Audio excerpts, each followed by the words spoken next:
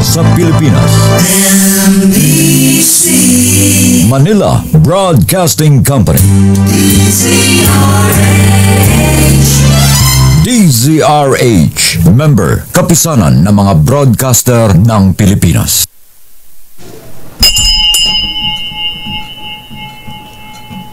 Oras sa ganap ng alas 4:13. Uy! Nakapag-break ka na ba? Nakapag-relax ka na ba? Saan ka man nagtatrabaho, mapa-opisina man o work from home o mula mismo sa pwesto, sasabayan namin ang break time mo. Sasabayan namin ng mga balita at komentaryo, mga panayam ng mga taong viral ngayon. DZRH Break Time! RH Break Time!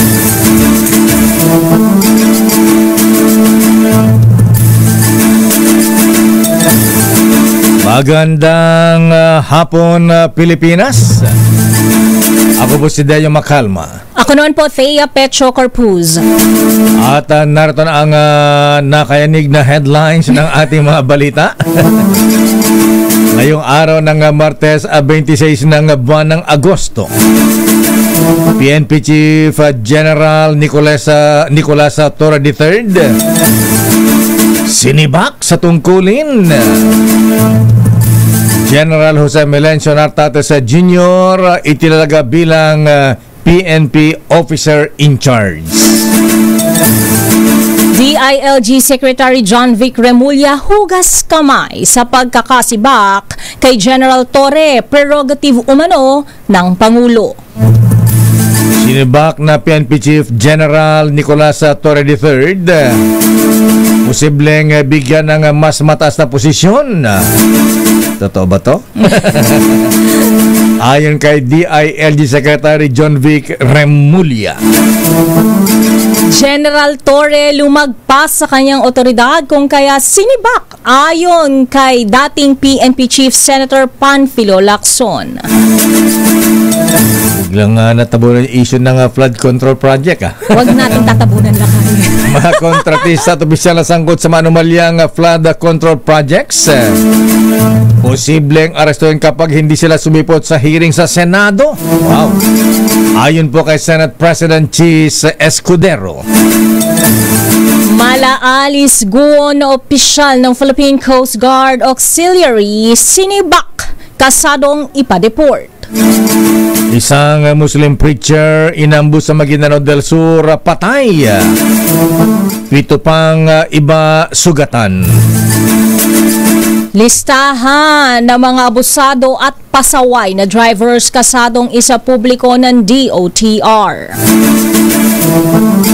Mga Pilipino binalaan naman sa pagdami ng online scam sa pagpasok ng bare months. Perwisyo ng panibagong rocket launch ng China babala sa mga taga-Palawan. Mga mamamayan binalaan ng pag-asa sa malaala ninyang epekto ng panahon o malaninyang epekto ng panahon. Yung mga pag-ulan na pagbaha sa susunod na buwan ng Setyembre. Iba na talaga, September, rainy season. Yung June, July, alana. Dry season, hot season. Low pressure area sa loob ng Philippine Area of Responsibility may tsansang maging bagyo ayon sa Pag-asa. At ngayon sa detalye na ating mga balita. Tumaas ang tensyon sa PNP, hindi pala. Tumaas ang tsansa na mag-develop bilang isang tropical depression. Ang binabantayang low pressure area LPA sa loob ng Philippine Area of Responsibility. Ayon sa Pag-asa, may medium chance na maging bagyo ang sama ng panahon na huling namataan malapit sa Camarines Sur. Inaasang magdudulot ng mga pag-ulan sa Bicol Region, Quezon Province, Aurora, Rizal at Romblon. Hangi-habagat naman ang magdadala ng mga pag-ulan sa bahagi ng Palawan, Occidental Mindoro at Oriental Mindoro. At makakaranas naman ng kalat-kalat na mapag-ulan dito sa Metro Manila at iba pang bahagi ng Luzon, Visayas at Northern Mindanao dahil sa pinagsama epekto ng low pressure area at hanging habagat. Samantala, posible nang maranasan ng bansa ang La Nina-like condition simula sa susunod na buwan. Sa monitoring ng Pag-asa, mararanasan na ang mas malamig na temperatura mula Pacific Ocean simula sa buwan ng Setyembre. Sa ngayon, nananatiling neutral ang kondisyon na nararanasan sa bansa. Sa ilalim ng La Nina Watch, inaasahang mas maraming bagyo pa ang papasok sa bansa bago matapos ang taon. At dahil dyan ay nagbukas naman ang 2 gate ang Magat Dam sa gitna ng nagpapatuloy na pag-ulan dulot ng low pressure area at habagat. Batay sa hydrological situation ng Pag-asa, umabot na sa 849.72 cubic meters per second ang dami o volume ng tubig na inilalabas ng dam simula pa kanina alas 8 ng umaga. Dahil dito ay nagbabala ang ahensya na posibleng maapektuhan ng pagkawalan ng tubig ang mga bayan ng Ramon, San Mateo, Aurora, Cabatuan, Luna, Reyna Mercedes, Burgos, Nagilian at Gamo sa probinsya ng Isabela, pati na ang Alfonso Lista sa Ifugao. Sa forecast ng Pag-asa, inaasa naman ang 40 hanggang 90 millimeters ng ulan sa bahagi ng Magat River Basin sa susunod na 24 oras.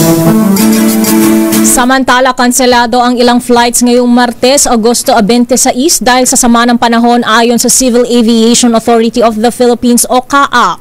Kabilang dito ang Philippine Airlines PAL Express Flight PR2558 na pabuntasan ng Dipolog, Zamboanga del Norte, maging PAL Express Flight PR2889, PR2890 na biyaheng Ozamis. Ayon sa CAAP, may kabuuang 325 pasahero ang naapektuhan sa parehong kanselasyon. Sa huling update ng Pag-asa, magpapaulan pa rin sa malaking bahagi ng bansa ang low pressure area sa loob ng Philippine Area of Responsibility, maging ang southwest monsoon o habagat.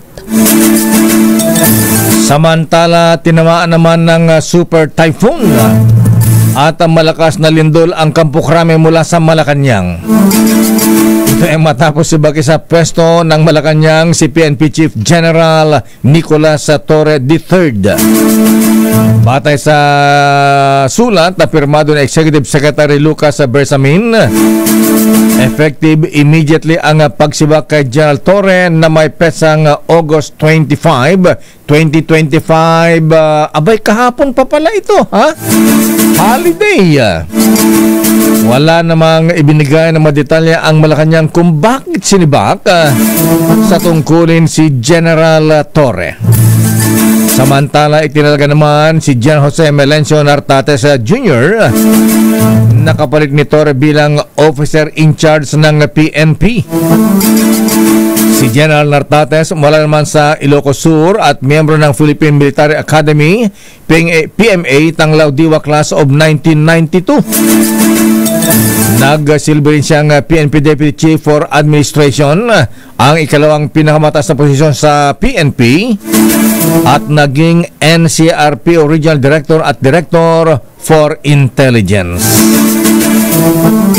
Kaugnay ng balitang yan, nanumpa na bilang officer in charge ng Philippine National Police o PNP si General Jose Melencio Nartates kapalit ni Police General Nicolas Torre III. Sa Assumption Ceremony sa Campo Crame, nanumpa bilang OIC si Nartates sa harap ni Interior Secretary John Vic Remulla. Ilang oras makaraang sibakin ng Malacanang si Torre. Sa kanyang talumpati, nangako si Nartates na lalabanan ng kriminalidad, iligal na droga, terorismo at isusulong ang moral at integridad ng PNP. Sinabi rin ni Nartates sa ambush interview na ipagpapatuloy niya ang 5-minute response na programa ni Torre. Narito ang bahagi ng pahayag ni Nartates. Of course, even before, the 5 minutes response or 3 minutes response or any response, we should respond to any distress call or call for help. from our community. Yan naman ay part ng ating managing police operations. Ang ating dati, alampat sipat yan eh. And then, managing police operations and in-enhance natin. Samantala, dahil hawak pa rin ni Torre ang 4-star rank, mananatiling OIC si Nartates habang hindi nag-early retirement ang dating PNP chief.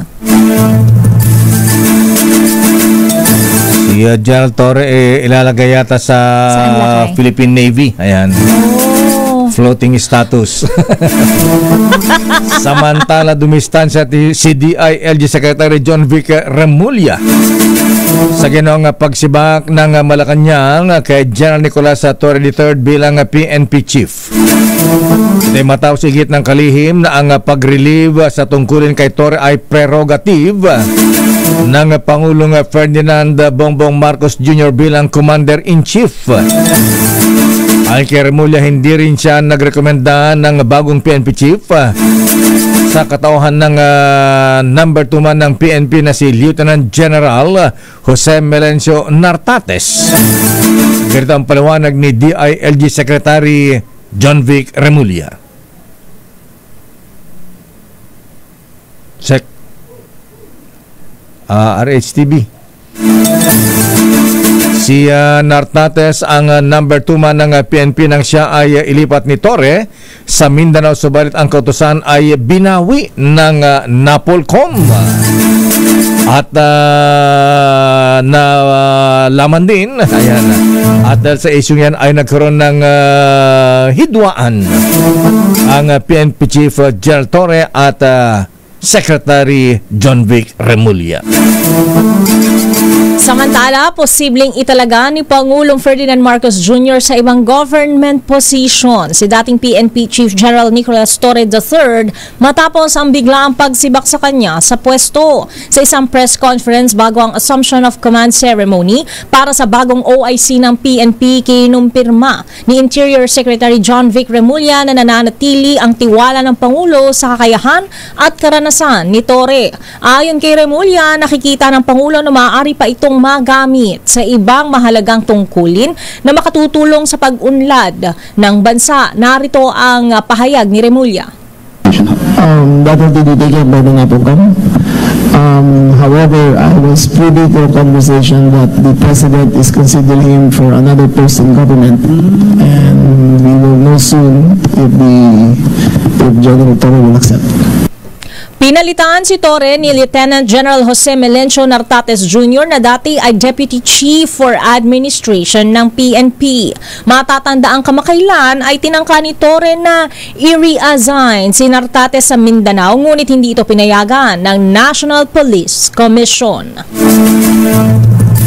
Sumasalamin o nagpapahiwatig na may internal conflict sa Administrasyon Marcos ang ginawang pagsibak kay PNP Chief General Nicolas Torre.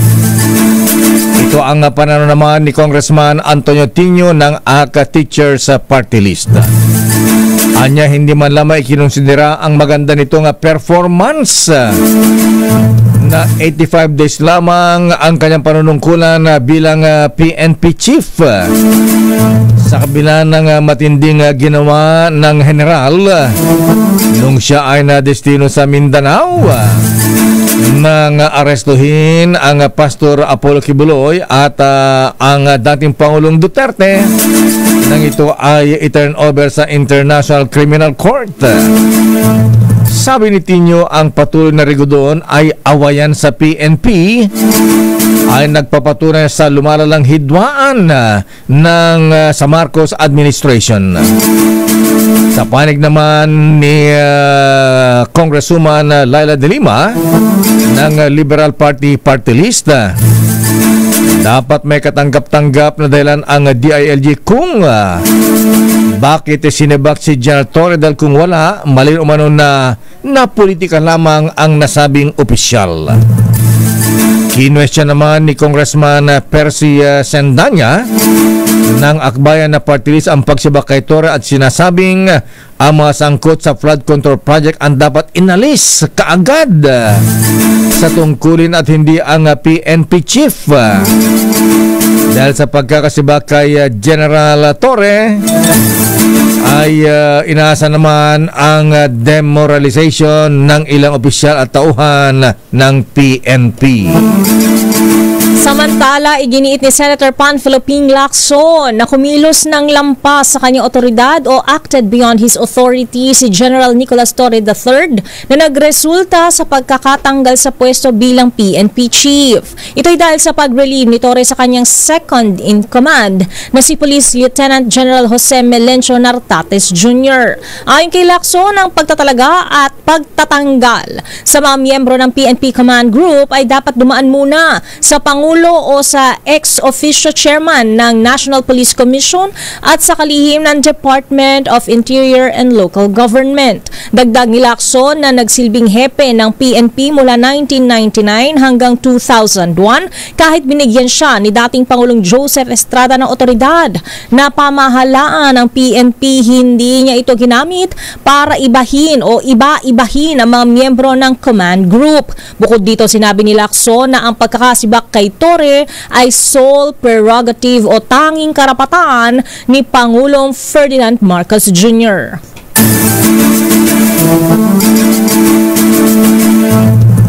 Babalikan natin ang ilang pang detalye ng ating mga balita.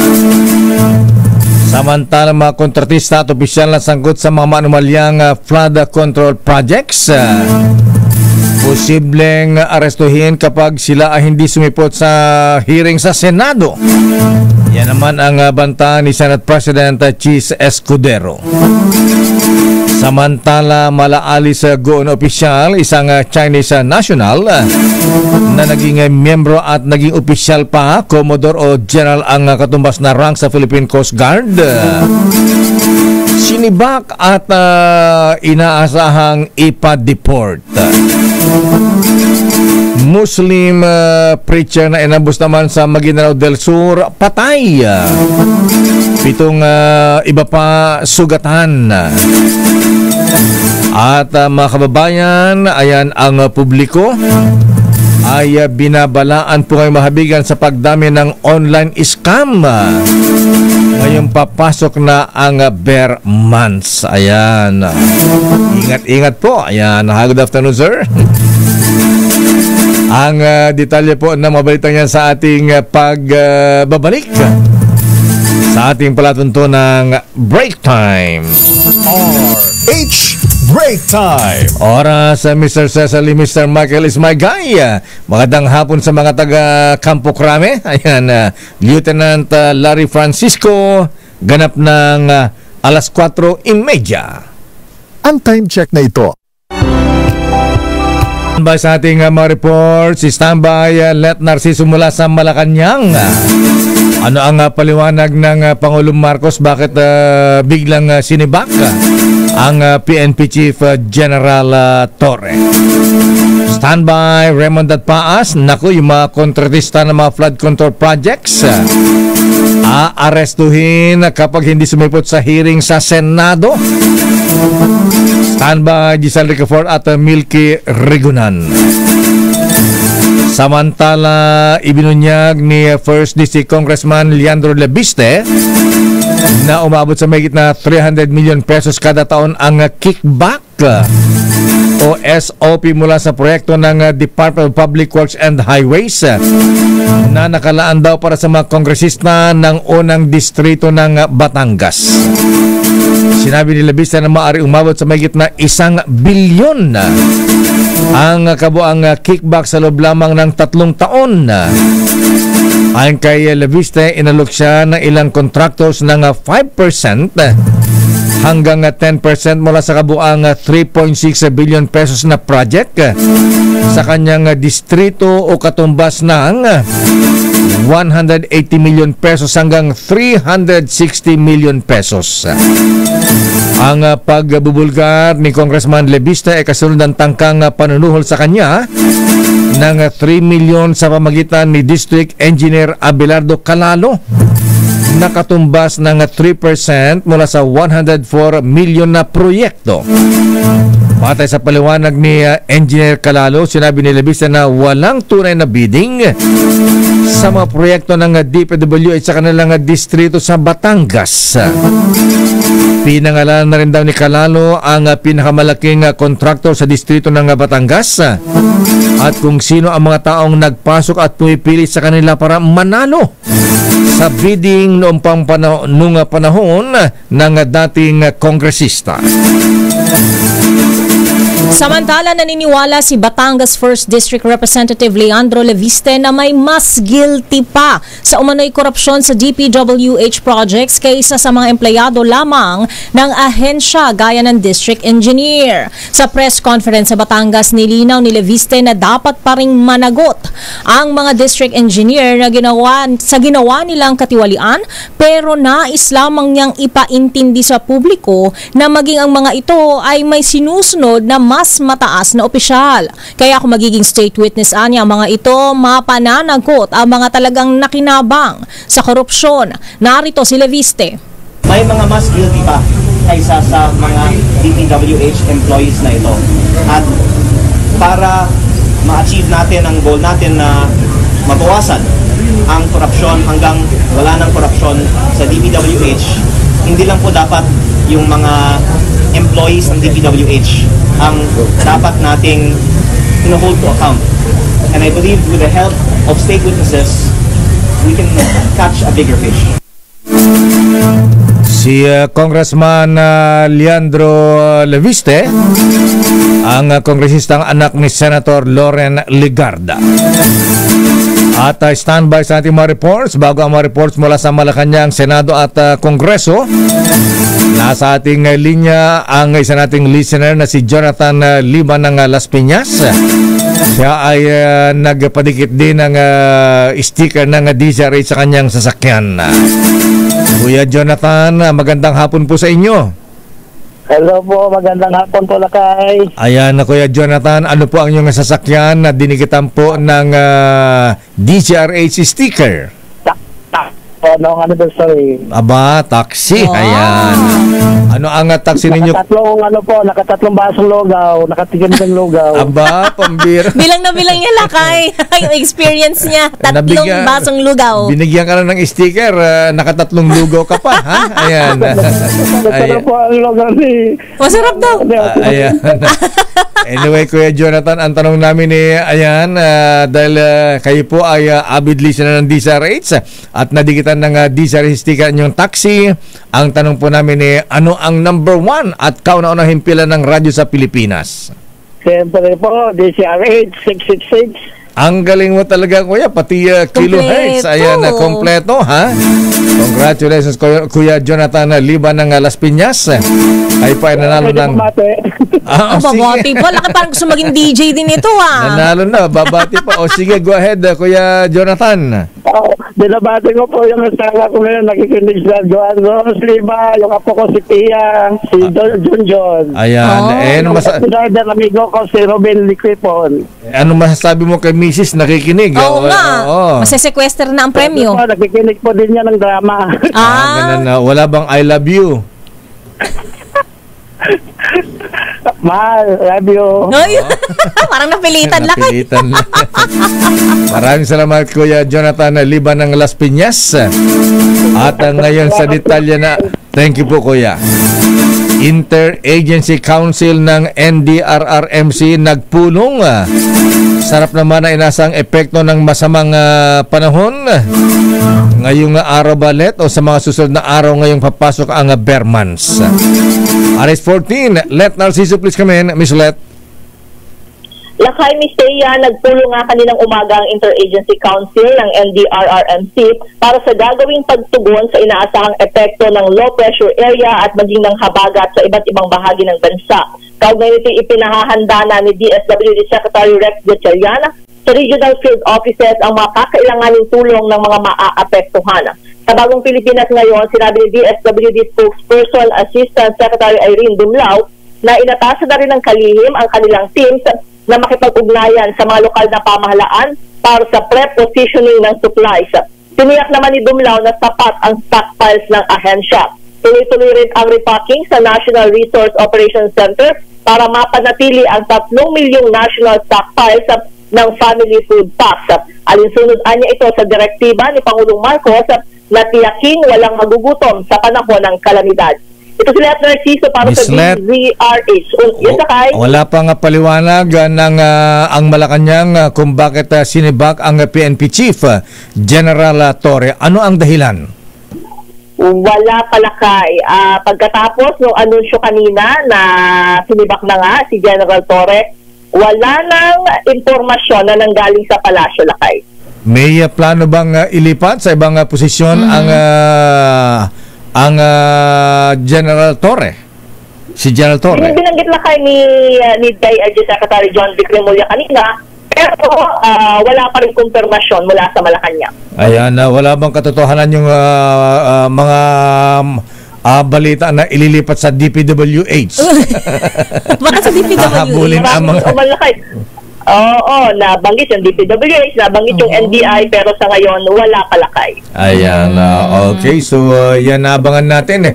Kailan daw sisibakin yung ilang pang opisyal ng DPWH na involved sa maanumalyang flood control projects? Bakit nauna pang sibakin yung PNP chief kesa sa mga sangkaterbang anomalya, kontrobersya sa DPWH?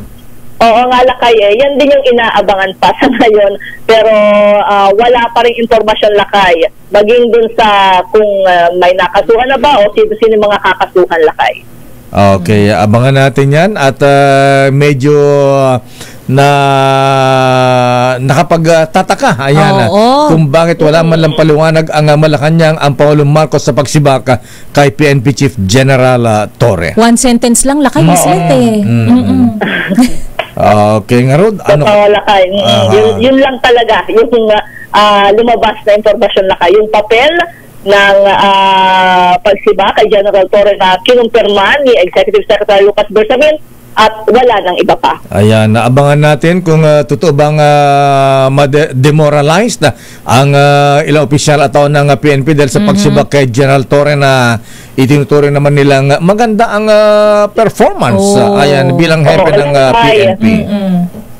Malakay. Actually, yung mga reaction nga, ayan, kahit maging ng mga ilang mambabatas, di ba, Lakay, satisfied. nagkintay sila ng magandang paliwanag kung bakit nga ba sinibak si General Torre. Ayan, alamin natin yan. Maraming salamat, Miss Ulet, mula sa Malacanang. Balik sa inyo, Lakay, at Miss Thea.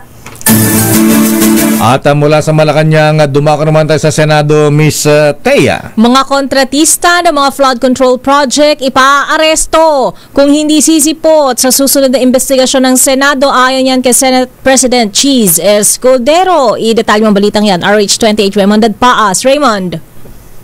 Mr. Mayor, obligado ang mga may-ari o presidente ng mga construction companies na isinasangkot sa mga substandard at ghost flood control projects na dumalo sa investigasyon ng Senate Blue Ribbon Committee sa September 1. Ito ang binigyang din ni Senate President Francis Cheese Escudero kasunod ng report na naipadala ng subpina sa 4 na kumpanya sa Metro Manila at susunod na bukas ang mga nasa probinsya. Banta ni Escudero, ipaaresto ang mga kontratista na hindi sisipot at hindi ito magatubiling lagdaan ang warrant of arrest laban sa kanila.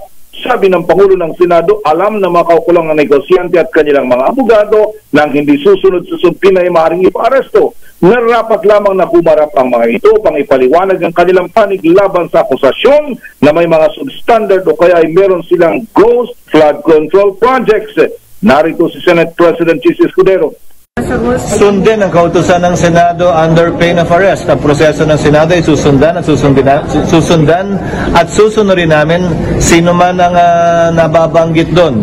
So sa pina ito na sana galangin nila kasi nakalagay naman doon under pain or penalty of law. At yon ay pag-aresto sa kanila para dumalo sa hearing kung sila ay hindi susunod sa sabina ng Senado. Kinakailangan bigyang linaw nila itong bagay na ito at kung hindi nga nila susundin ang sabina ng Senado, ang susunod na doon ay arrest warrant na hindi ako mag-aatubiling pirmahan kung hindi sila pupunta at magpapakita dito sa patawag ng Senado. Bahagi ng pahayag ni Senate President Cheese Escudero. Ito si RH28 Raymond Paas para sa DZRH, una sa Pilipinas, una sa Pilipino. Maraming salamat, Raymond Datpaas. Samantala, ang mga contractors na may substandard DPWH projects dapat singilin at ipaayos ang kanilang mga palpak na proyekto. Ayon naman kay Congressman Leviste. Alamin natin ang detalye mula kay Aris number 15, Giselle Ricafort. Please come in, Giselle. Lakay, iginiit nga ni Batangas 1st District Representative Leandro Leviste na dapat singilin at ipaayos sa mga kontraktor ang mga palyado o substandard na proyekto nila ng Department of Public Works and Highways. Sa press conference sa Batangas City kanina, sinabi ng kongresista na ito'y upang wala na raw na kontraktor ang mandaya pa ng mga proyekto sa mga susunod na taon. Binanggit din nga na mayroong warranty ang proyekto na kung tama man ang ginawa pero nasira ay kailangan na muling ayusin. Pero kung malian niya ang pagkakagawa ng kontraktor na mapatutunayan naman sa mga dokumento at aktual na proyekto, parehong may legal liability o pananagutan ng DPWH at ang kontraktor nito. Ipinaliwanag din ni Congressman Leviste na posibleng gusto ng mga kontratistang nagtatangkang manuhol na makakuwang muli ng proyekto sa susunod na taon. Kaya raw nag-aalok ang mga ito ng bribe money kahit pa na-i-award na mga kontrata sa kanila at ongoing na ang mga construction ngayon. Sinabihan daw si Congressman na kung hindi niya kukunin ang kickback ay mayroon talagang 10 hanggang 20% na talaga ang nakalaan umano sa mga kongresista sa costing o budget ng DPWH project sa unang distrito ng Dalawigan. Kaya kukunin daw ito ng iba kung hindi man susunggaban ng suhol ng batang mambabatas. Pakinggan natin si Congressman. Sabi daw, kung hindi ko kukunin yung 10 to 20% na ito, may ibang kukuha. Halimbawa po, yung mga ibang nasa loob pa ng DPWH kasi yung contractor maaaring magbigay na ng SOP na ito. Kung hindi ko kukunin, baka kukunin na lang daw ng DPWH engineers. Ngayon, ito si Giselle Ricafort. Ganun pala yun, Giselle. Ayan. Yung pala nakalaan sa congressman pagka hindi tinanggap, ang tatanggap ay mga taga DPWH. Lipat sa iba. Oo, Lakay, kasi parang ang pinag-uusapan dito, Lakay, parang hindi sino-sinong mga congressman, parang talagang automatic na raw na may nakalaan na 10 hanggang 20% doon sa budget ng proyekto. Sa bawat congressman, Lakay, umaabot daw ng mahigit 300 milyong piso kada taon. Yung mga kickback pala mula sa mga proyekto di umano ng DPWH yung nakalaan para sa unang o sa kongresista ng unang distrito ng Batangas, at sa loob daw ng 3 taon, Lakay, pumapalo yung kickback na yan ng mahigit 1 bilyon. Giselle, yung si Engineer Canalo na nagbigay ng 1 million na suhol dito kay Congressman Leviste, siya ba'y nakalaya na? Siya ba'y nagpiansa? O nakakulong pa rin? Lakay, 3.1 million yung kanyang initial na suhol. O, Lakay, nandoon si Engineer Calalo, Lakay, sa Hall of Justice kanina sa Batangas City dahil sumalang siya, Lakay, sa inquest proceeding bilang naabutan nga siya ng weekend at holiday noong arestuhin siya noong gabi ng August 22. Tinanong din natin, Lakay, kay Congressman Leviste kung ano yung napag-usapan nila sa loob dahil nagpag-abot nga sila ni Engineer kung paano bang mangyayari o yung kahihinat na nitong si Engineer kung meron bang o available ba yung kanyang kaso. Wala siyang ibinigay, Lakay, na ibang detalye pero kinausap niya daw si Engineer na baka po pwede na maging state witness nga, Lakay, kasama ng mga dati at mga kasalukuyan daw na empleyado ng DPWH at mga contractor para daw makatulong doon sa investigasyon sa mga sinasabing anomalya o korupsyon sa mga proyekto ng DPWH. Pero ang sagot daw sa kanya, Lakay, ay tahimik daw, Lakay, parang kailangan daw ng pagkumbinsi pa kay Engineer dahil tahimik daw doon sa kanyang offer na maging state witness daw ng pamahalaan. Okay, maraming salamat, Giselle Ricafort. Ito si Giselle Ricafort para sa DZRH, una sa Pilipinas, una sa Pilipino. Babalikan natin lang pang detalye na ating mga balita. Standby manang Milky Rigunan. Yung request ng Amerika na extradition para kay Pastor Kibuloy abay susuriin pa raw ng Kongreso. At bagong talagang PNP Chief, OIC ng PNP General Tates, wala daw nakitang away sa liderato ng PNP. Ano ang palalakay? Ang detalye po na balita niyan sa ating pagbabalik. Dito pa rin sa ating palatuntunang Break Time. RH Break Time. Oras Mistea. Ganap ng alas 4:54 ng hapon.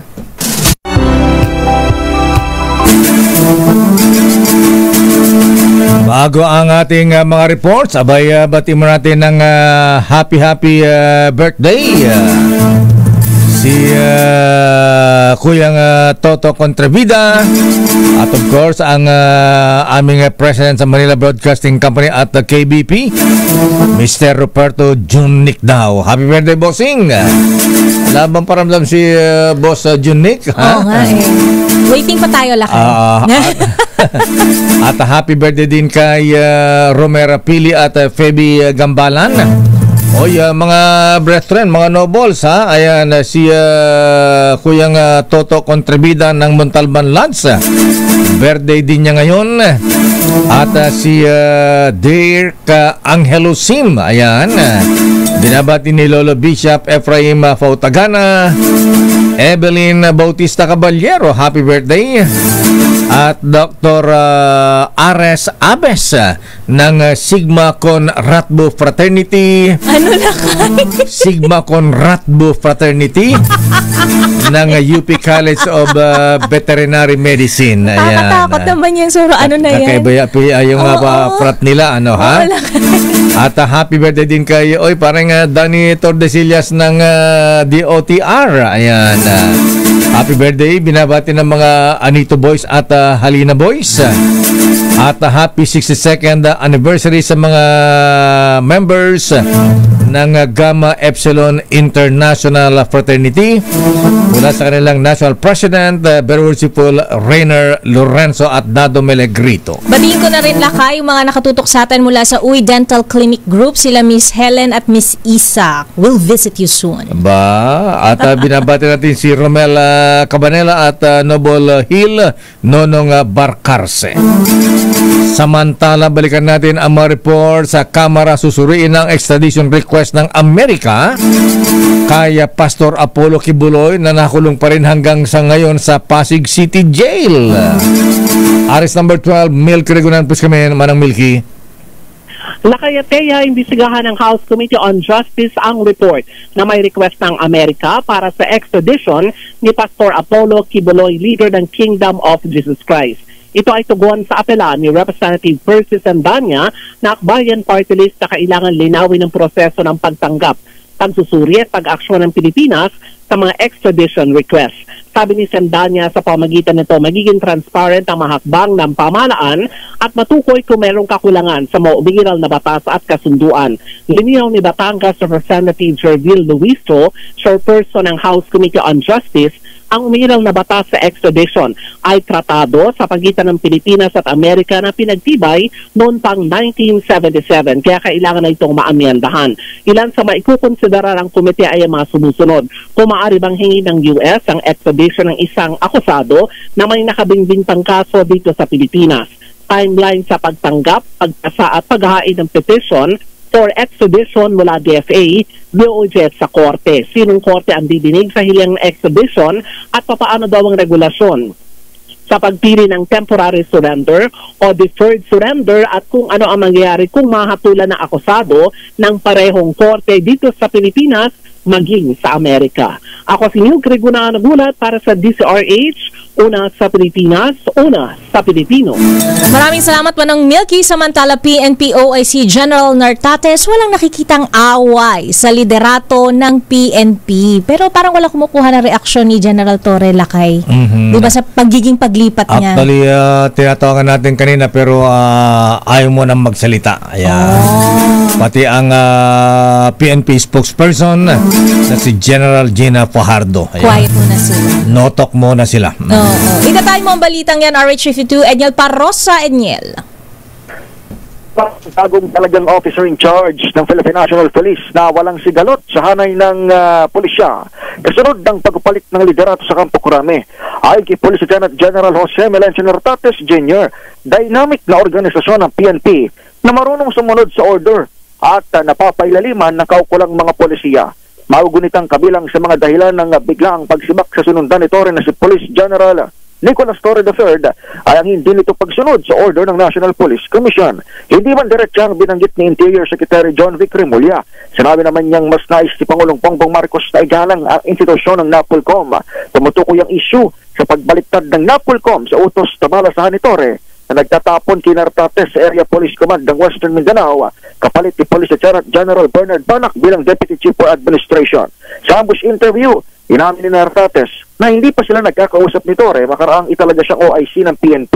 Pero dahil naranatili sa balikat ni Torre ang 4-star rank, kailangan niya munang mag-early retirement o tanggapin ang alok na nilulutong posisyon sa gobyerno bago maging full-fledged PNP chief si Nartates. Kung hindi naman magre-retiro si Torre, mananatili mo na siya sa floating status. Nagyan natin ang PNP OIC. I don't find any conflict or maaway, no? Basta we follow orders. Saan siya ilalagay, sir, in the meantime? Kung hindi man po mag-retire si Chief o si General Torre? Sa isip. Nandiyan sa office of the PNP or sa office of the Chief PNP or nasa PIHA. Mula kay Torre na unang lakan o PNP Academy graduate na namuno sa pambansang pulisya, magbabalik sa mga kabalir ng Philippine Military Academy ang liderato ng PNP sa katauhan ng kilala sa palayaw na Tateng. Isinilang sa Ilocos Sur, naging membro si Tateng ng PMA Tanglaw Diwa Class of 1992 bago siya nagsilbi sa ilang key positions bilang hepe ng NCRPO, Director for Intelligence at ODCA o number 2 man ng Philippine National Police. Ito sa Edniel Parrosa, nag-uulat para sa DZRH. Una sa Pilipinas, una sa Pilipino. Maraming salamat, Edniel. Kung walang away, bakit walang proper turnover? Oo, tsaka ba't walang comment? Ayun. Samantala, 3 pasahero na na-recruit na magtrabaho sana sa Cambodia. Inaresto ng mga ahente ng NBI matapos matuklasang peke ang ginamit na overseas contract. Noche Kakas, please come in. Noche. Lakay, Miss Teya, inaresto ng mga operatiba ng National Bureau of Investigation, International Airport Investigation Division ang 3 pasahero sa Ninoy Aquino International Airport at Terminal 3 sa lungsod ng Pasay. Ito ay matapos magpresenta ng peking overseas employment certificate o sina alias Ria, Nora at Baby na papalis sana papuntang Hong Kong. Ayon sa report ng NBI, nagpapanggap ang 3 bilang turista at 2 dito ang naharang ng mga miyembro ng Border Control and Intelligence Unit sa boarding gate ng NAIA T3. Habang ang isa naman ay naharang ng mga immigration officers sa regular na inspeksyon dahil sa umunoy peking OEC. Ibinunyag ng 3 na na-recruit sila sa pamamagitan ng isang social media platform para magtrabaho sa Cambodia bilang mga customer service representatives. Ibinunyag pa ng 3 pasahero na ang primary inspector na isang immigration officer na si alias Muhammad ang una manong nag-clear sa kanila upang umalis mula Manila patungong Hong Kong sa pamamagitan ng departure bib stamp sa mga boarding pass mula sa kasabwat na immigration officer. Ang pagkakaresto sa 3 ay alinsunod sa direktiba ni National Bureau of Investigation Director Judge Jaime Santiago na paigtingin pa ang kampanya laban sa human trafficking. Arit sa 27, Nochekakas DZRH, una sa Pilipinas, una sa Pilipino. Maraming salamat, Noche Kaka. Samantala, tinanggal ng Philippine Coast Guard si Auxiliary Rear Admiral Joseph C. mula sa PCG Auxiliary Executive Squadron dahil sa issue ng kanyang citizenship. Si Joseph C. o kilala rin bilang Chen Zhongzhen ay isang Chinese mining executive na umano'y nagkunwaring Pilipino. Ayon kay Captain Lijani D., Deputy Chief of Coast Guard Staff for Civil Relations Service, na patunayan na ang pagkakasali sa PCGA ni C ay labag sa batas at tiwala at sa pangunahing prinsipyo ng ahensya. Nauna nang ibinunyag ni Senator Risa Ontiveros ang pagkakasali ni C sa Philippine Coast Guard Auxiliary na inihalin tulad sa kaso ni dating Bamban Tarlac Mayor Alice Guo. Kasalukuyang nakapiit si C sa Bureau of Immigration Facility sa Bicutan, bikutan tagig at haharap sa deportation case dahil sa misrepresentation. Inaresto na pala siya. Nasa kustodiya ng lako. At mga kuya, mga ating mga lolo, mga lola, yung mga hindi teki dyan, ha? Nagbabala po ang Scam Watch Pilipinas sa publiko laban sa pagdami ng mga kaso ng online scam, mga ating mga lola, mga kuya, ha? Ngayon papasok na ang Bermas o nalalapit na Kapaskuhan. Ayon kay Josel de Guzman ng Scam Watch sa Pilipinas, Scam Watch sa Pilipinas, inaasahan daw po ang pagdami ng spoofing scam o mga pekeng text na nag-aalok ng Christmas promos mula sa bangko o kaya ay sa e-commerce platform. Gayon din ang scam calls na nagpapanggap bilang tauhan ng bangko na nag-aalok ng pekeng credit limit upgrade o kaya ay credit card ngayong holidays, paparating na Pasko. Sabi ni De Guzman, ang lahat ng posibleng pagdami na pekeng e-commerce pages sa social media na nagpo-promote na malalaking discount gamit ang boosted ads para makahikayat ng mas maraming mamimili, ha? Kaya wag po kayong sasagot. Ayan, kailangan alert po tayo. Huwag magpapa-scam. Wag mag-click ng link lakay. Isa pa, ha? Ayan. At kung may tatawag, mag-text na hindi naman kilala, hayaan nyo siya. Ayan. Hayaan nyo sila. Isnabin nyo sila. Correct. Ayan. O kaya ay i-block nyo sila. Ayan. Tama, para hindi makatawag ulit. Showbiz sa Miss Thea. Ebedanso magbabalik big stage para sa 25th anniversary repeat concert. Ida tayo mga showbiz news na yan. Diyosa ng showbiz, Josa Cruzat. Josa! Lakay at Miss Thea, muling magbabalik sa big stage si OPM singer-songwriter Ebedancela para sa repeat ng kanyang monumental concert kasama ang Manila String Machine. Ang espesyal na konserto na pinamagatang Ebedancela with the Manila String Machine, the repeat concert, ay gaganapin sa November 15 sa New Frontier Theater. Makakasama muli ni Dancel ang 20-piece orchestra na pangungunahan ni Chino David habang si Paolo Valenciano ang magsisilbing shows director. Tampok sa concert ang mga obra ni Dancel bilang solo artist at bilang dating frontman at songwriter ng sikat na pop rock band na Sugar Free.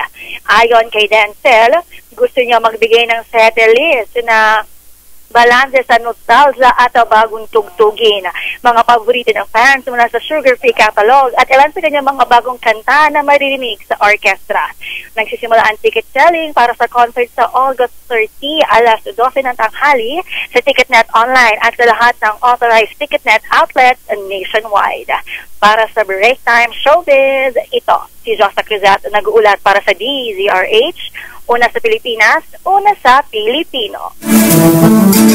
Maraming salamat, Josa Cruzat. At bago nagpaalam, ang report nating business correspondent. Magkano? Tumaas ang palitan ng dollar, Miss Thea. Nakay. Bumabagsak ang halaga ng piso dahil last week nagsara sa palitang 56 pesos and 95 centavos. Ngayon 57 na ulit ang palitan ng dollar.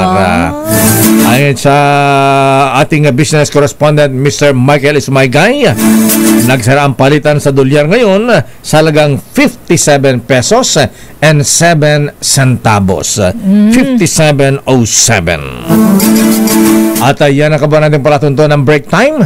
Ako po si Deo Macalma. Ako naman po, Thea Petro Carpuz. Mga balansyadong balita susunod na. Henry Uri at Miss Kay Karen Oyong. Bye-bye. Ingat. This time check is brought